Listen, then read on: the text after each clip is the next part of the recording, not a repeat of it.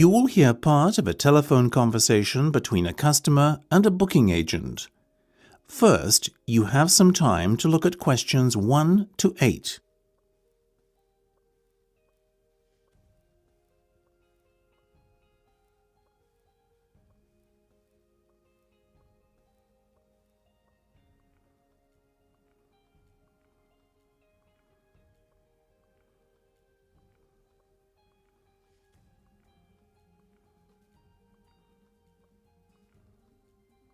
You will see that there is an example that has been done for you. On this occasion only, the conversation relating to this will be played first. So you said you lived in Sheen, is that right? Yes, and ideally we'd like to see something close by.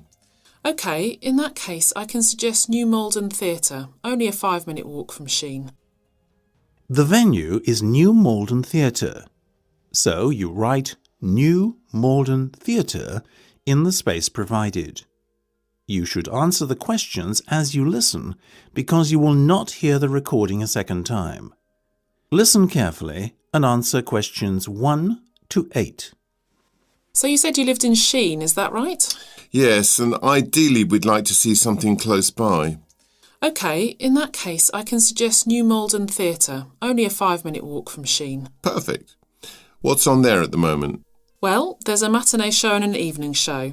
The matinee show is called Lions and Penguins, and the evening show is the renowned John Millington play Warhorse Breakfast. Oh yes, I think I've heard of that one.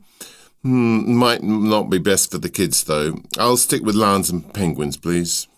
Great. Now, did you say there were 3 of you? Yeah, that's right.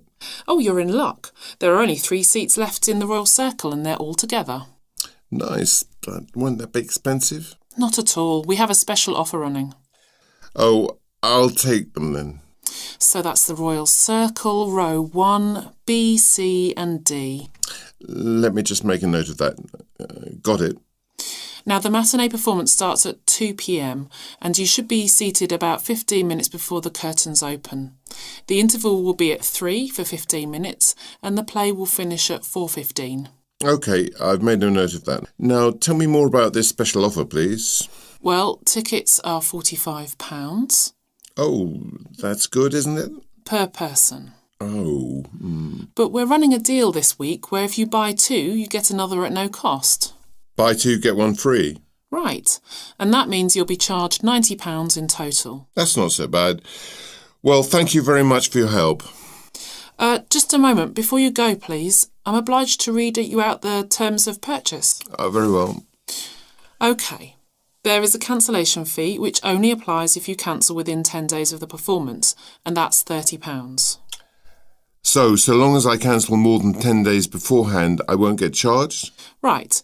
And just to let you know, the dates are not flexible. If you want to change when you go to see the performance, you have to cancel and start again. OK. And one last thing, if you want to change your seats, there's a £10 charge per person, or per seat if you like. Yeah, got it. But there's also the matter of payment. Before listening to the rest of the conversation, you have some time to look at questions 9 to 10.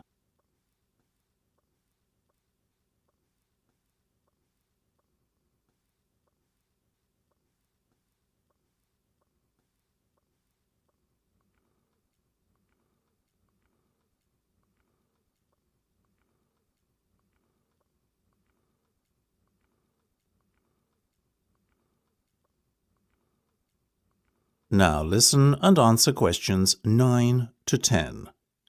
Oh, of course, sorry. I completely forgot. Will you accept a cheque? Yes, that'd be absolutely fine. You can make it out to Star Theatre Bookings. That's Star, S-T-A-R-R, Theatre Bookings. It's my surname, not the word, so don't forget 2 R's. OK, 2 R's.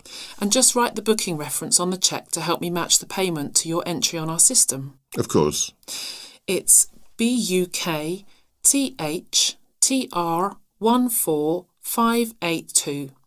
That's BUKTHTR14582. Great. Thanks ever so much. You're welcome.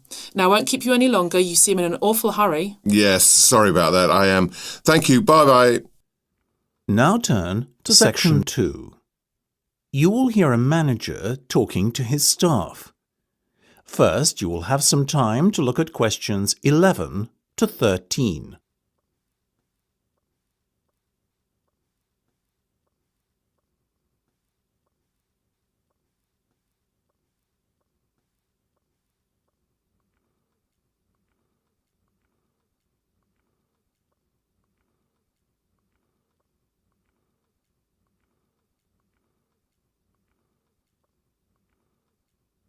Now listen carefully and answer questions 11 to 13. Now, if I can have everyone's attention a moment, I have some announcements to make. First of all, we've just received the results for 2011 from head office, and I want to congratulate all of you for another highly successful year. Once again, the online sales department has outperformed the rest of the company. This literally wouldn't have been possible without you. Sadly, after taking a hit in the stock markets, our investment arm, Investment Traders, is down at the bottom of the pile.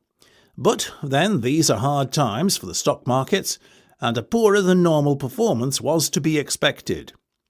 A little more surprising is how well the retail sales department did. Indeed, if it continues to perform like this, it will threaten the second most profitable arm of the business, design. But for the moment, it must content itself with third place. As for profits in the wholesale division, well, they've stayed pretty static at around £500,000. Overall, the message coming down from head office is, keep up the good work. Before you hear the rest of the discussion, you have some time to look at questions 14 to 20.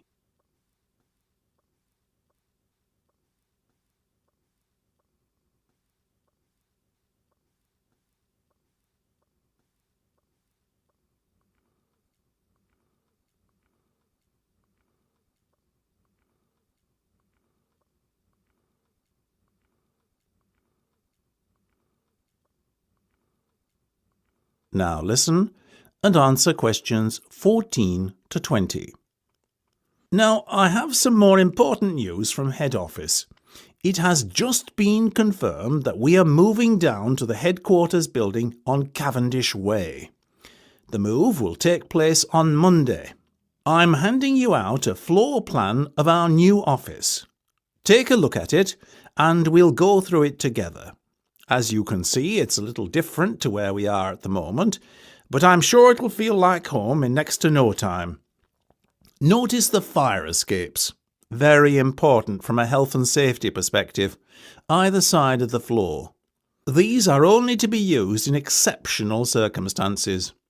There are two main entrances at either end of the floor, which staff can use on a regular basis.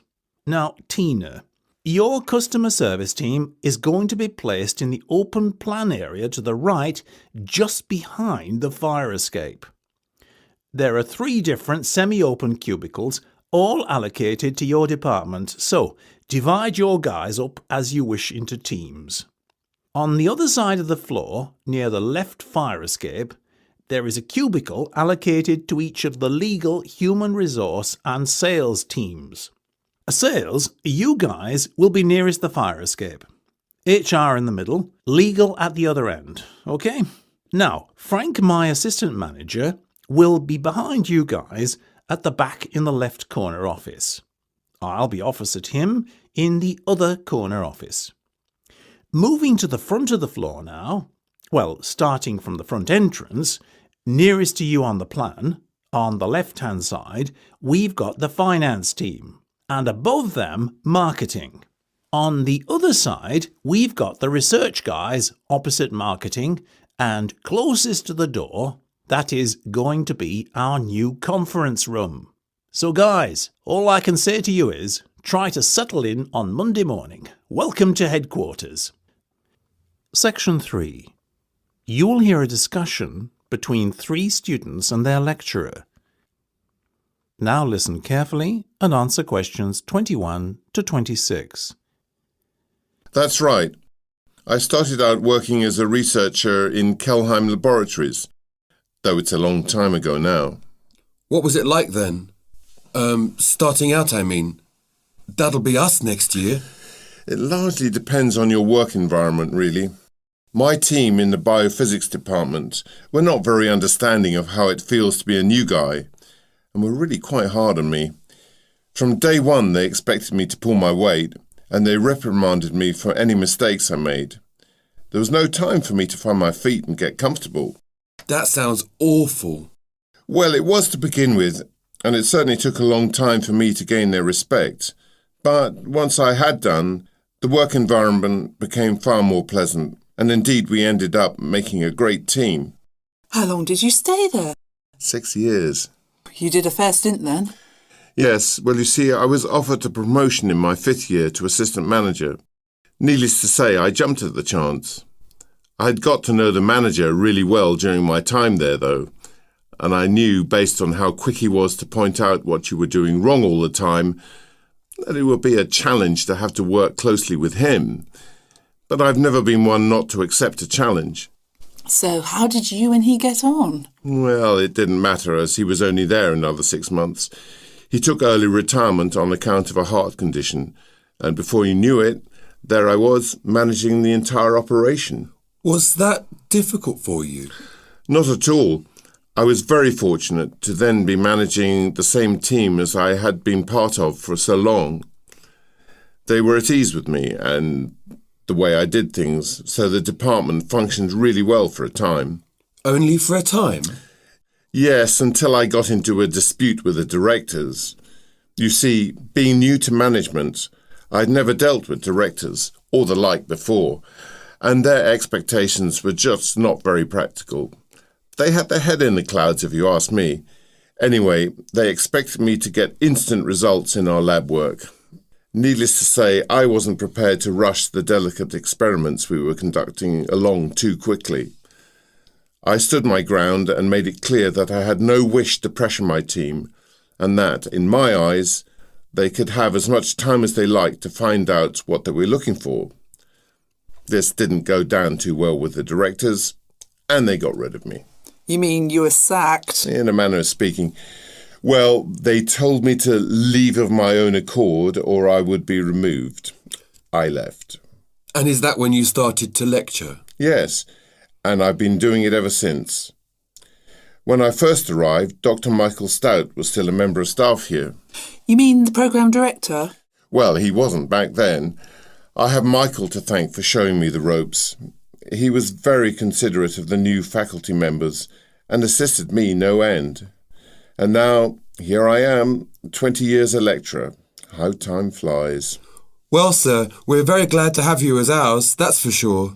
Yeah, you make all the stuff sound so interesting, unlike some of them. Couldn't agree more. Honestly, I almost fall asleep in the other classes. Now, come on. I'm neither that good, nor are your other lecturers that bad. Before you hear the rest of the discussion, you have some time to look at questions 27 to 30.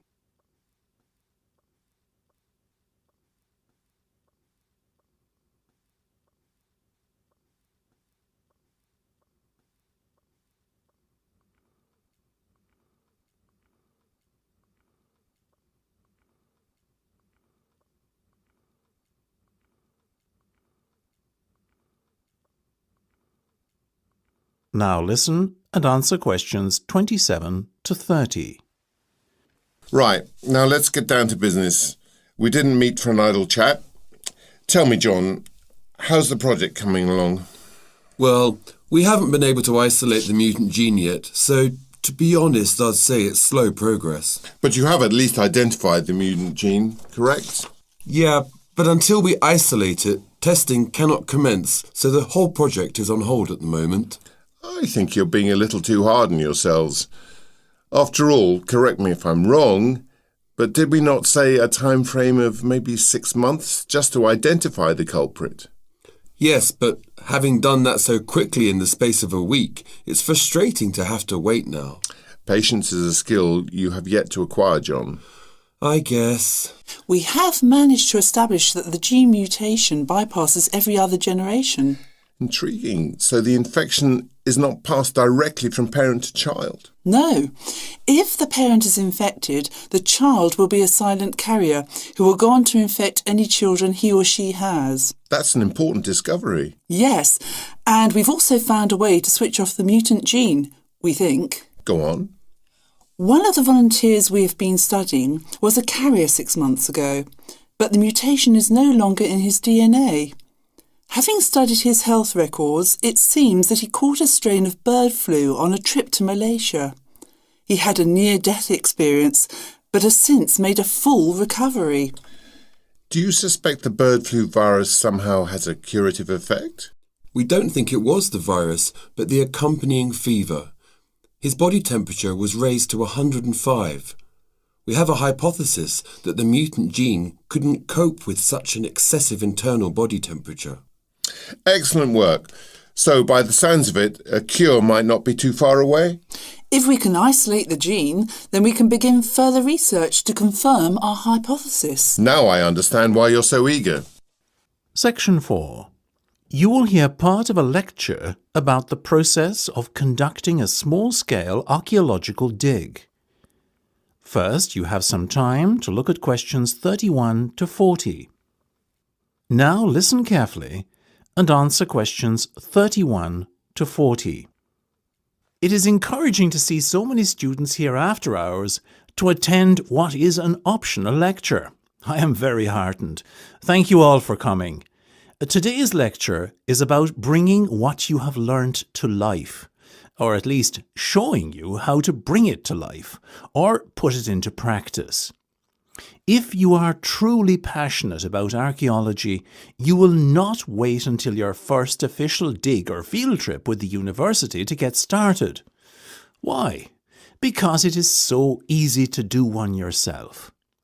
Every weekend, each and every one of you can be going out scouting the land for potential dig sites and conducting your own amateur digs to gain what would be priceless on-site experience, which will stand to you if and when you qualify.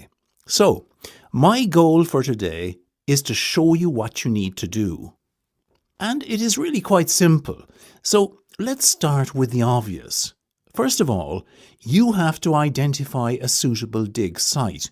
The best way to go about doing this is by surface collecting, or walking around an area looking for things out of the ordinary. Ideally, you'll look to find a midden, that is midden, an archaic term for a refuse site. Remember, dumps are a feature of modern existence. But in the near and distant past, people would simply dig a random hole and designate it as the spot to throw rubbish in. And that's your midden. Alternatively, if your surface collecting doesn't yield many finds, consider asking the local people of the area what they know. Sites are often found by word of mouth.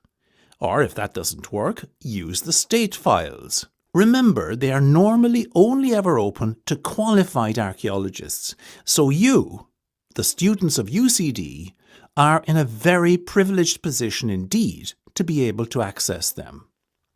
Now, once you have found a site with some potential and collected some surface finds, it's time to evaluate what you have collected. The objective is to identify the area of your prospective dig site, which was the most densely populated, as this will yield the best results come dig time. Clean and categorise each surface artefact you find. Separate the modern trash, the unidentifiable items, the ceramics, the bone and shell tools, etc., and then begin the process of cleaning the finds you think are important. Use plain water, as washing detergents can damage delicate pieces and cause etchings and the like to vanish. A soft brush will remove encrusted mud from any crevices quite effectively too, so please avoid scratching or picking at finds for obvious reasons. Now, having done this groundwork, you should be in a position to pinpoint the area which is likely to produce the best results, and therefore ready to start your dig. Borrow equipment from the faculty here if you do not have the right tools at home. We are always happy to assist students who show an interest in conducting archaeological work in their free time. You will need a trowel, flat blade shovel, dust pans, assorted brushes, measuring tape, folding sticks, plastic bags in assorted sizes, markers, a clipboard, line level, string, stakes, gloves and fluorescent survey tape. And most important of all, a screen. You can make a DIY box screen pretty handily. You'll need 4 planks of wood, cut to measure, either to fit together as a square or rectangular box. Make the box frame out of these using L brackets. Attach a 1/4 inch mesh frame to the base of the box using heavy-duty staples or nails. If you are going to sift by hand, then design your box to 2 foot by 4 foot dimensions, A, because it is easier to handle, and B, because it will fit neatly on your table. If you plan on fabricating a larger sifting device, then I would recommend a 6 foot by 4 foot screen. That's quite big enough. Now, with your tools in hand, it is time to start the dig proper. Firstly, you will need to dig a pit. I'd caution against the temptation to dig a very small one, say a 1 by 1. Why? Simply because you'll be getting in your own way as your dig progresses. A 2 by 3 or 3 by 4 should give you enough room to work in. Place a stake and an eye hook at each corner of the pit and pull some string or cord through each stake to keep the edges of the pit clearly defined.